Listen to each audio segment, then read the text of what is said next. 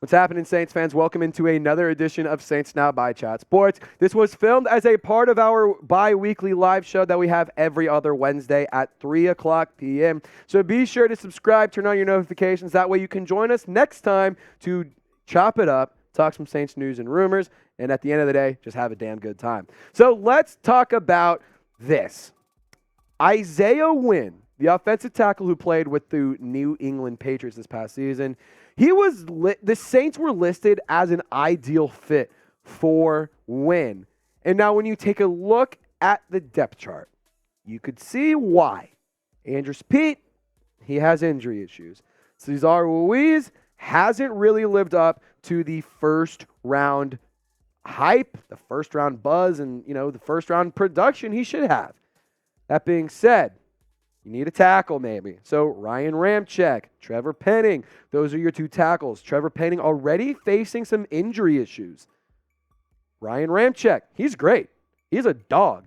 But you trust James Hurst, you trust Storm Norton to be your backup tackles. Now, this is a player in 2022 with 423 snaps. Didn't put up good numbers. Let's call it how it is. 54.6 overall PFF grade, a run blocking grade of 63.2, a pass blocking grade of 52.8, and he allowed 4 sacks, and he also gave up 9 penalties.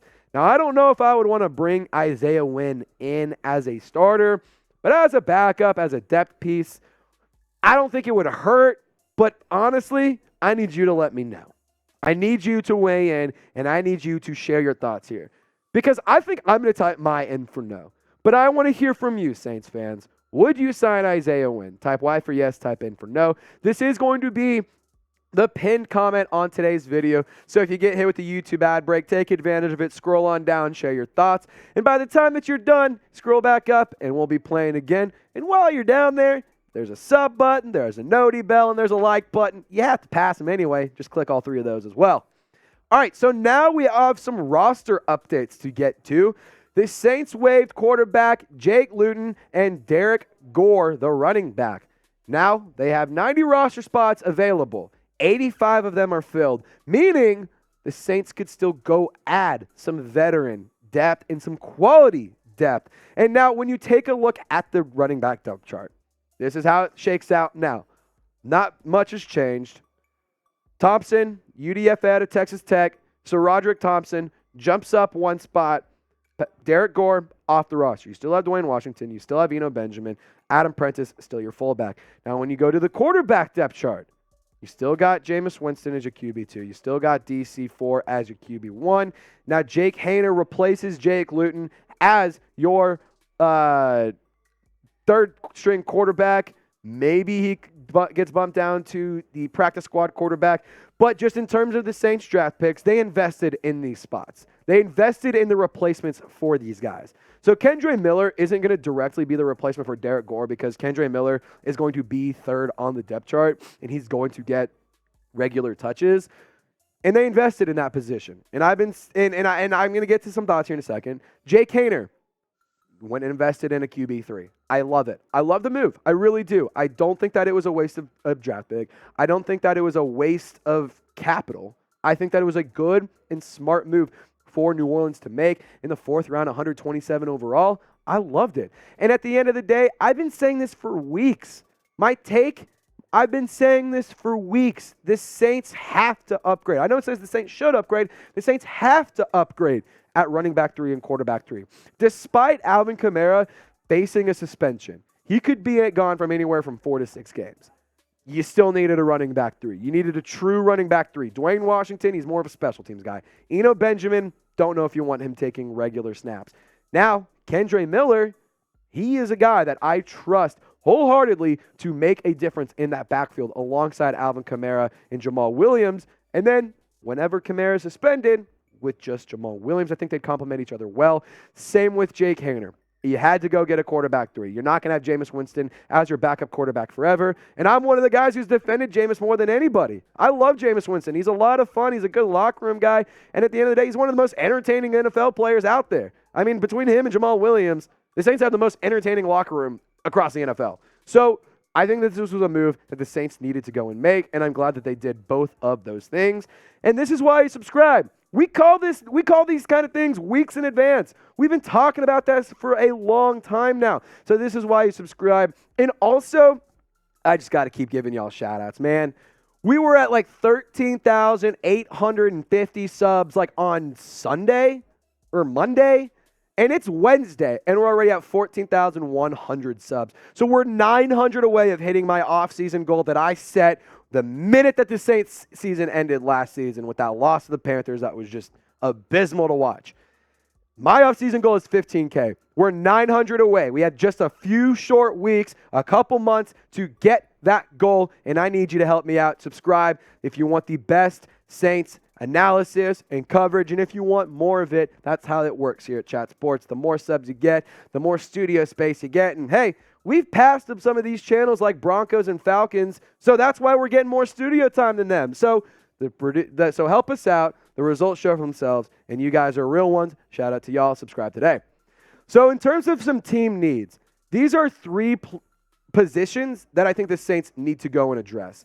I think that these are players, or these are positions that you missed on adding in the draft. Defensive line, obviously not.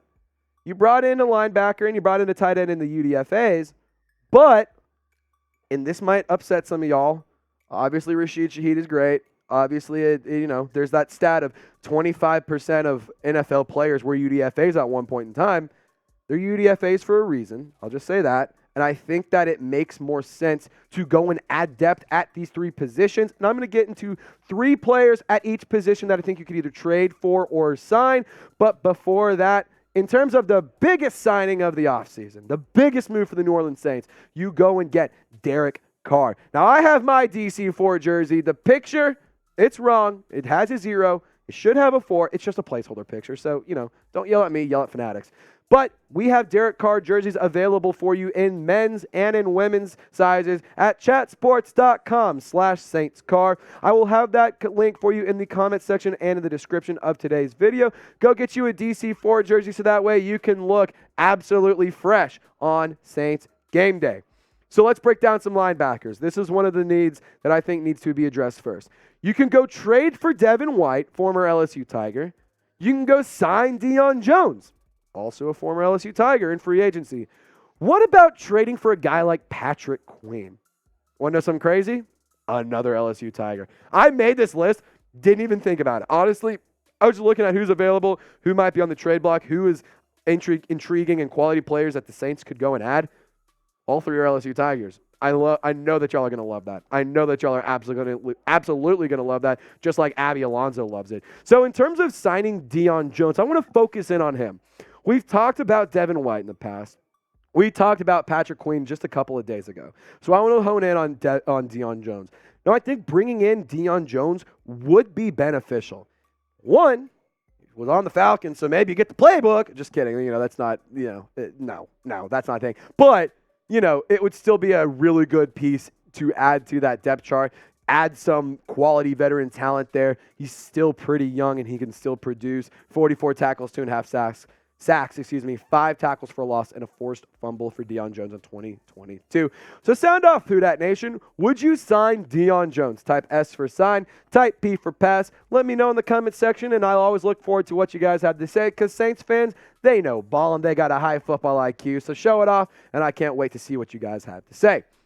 So in terms of tight ends, Foster Moreau, going to put an asterisk there. He needs to get healthy. He needs to get past his Hodgkin's lymphoma diagnosis. I want him to take care of that before we even consider bringing him in.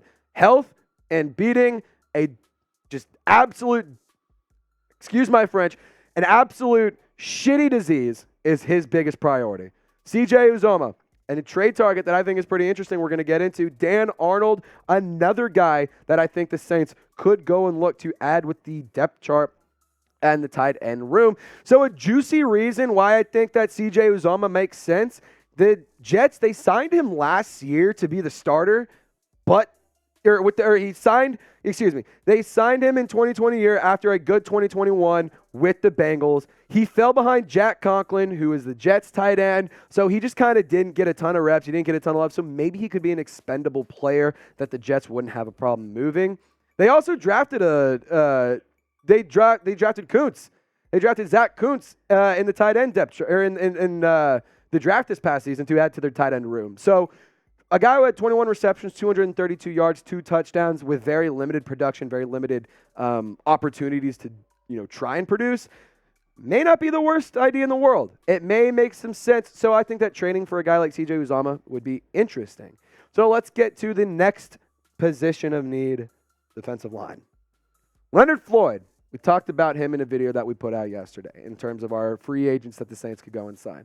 Chase Young, we've talked about him to great extent. I would love to bring in the Predator because he is awesome. He was so damn good at Ohio State. And whenever he stays healthy on the field, he is an NFL wrecking machine.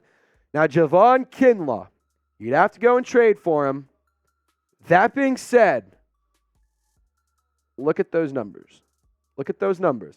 And this is not an instance of, well, let's look at the eye test. Like, let's see what he does. Let's see how he did in the season. Like, the production was bad because of A, B, C, D, or F, or A, B, C, D, or whatever. You know what I'm saying. That being said, I don't think that going and getting a guy like Javon Kinlaw makes sense. Now, obviously, the Saints do have a really good talent at developing defensive line, but I don't think that it makes sense to bring in this guy. He's never lived up to that first-round hype. He's never really been a good fit in San Francisco, and San Francisco's had a great defense these past few years with Kinlaw. He just hasn't been a big factor in that. Like, he just doesn't produce across his career really at all. So shout him out, Who Dat Nation. Let me know. Name a player that you want the Saints to trade for. I want to hear from you guys, and I'm going to interact with all of you. I want you to share your thoughts, because also if you have some intriguing targets, I will include those in a future video, and I will credit you for bringing that idea to me. So name a player that you want the Saints to trade for, and before I head on out of here, y'all know what I'm about to say. Y'all stay golden. We'll catch you next time.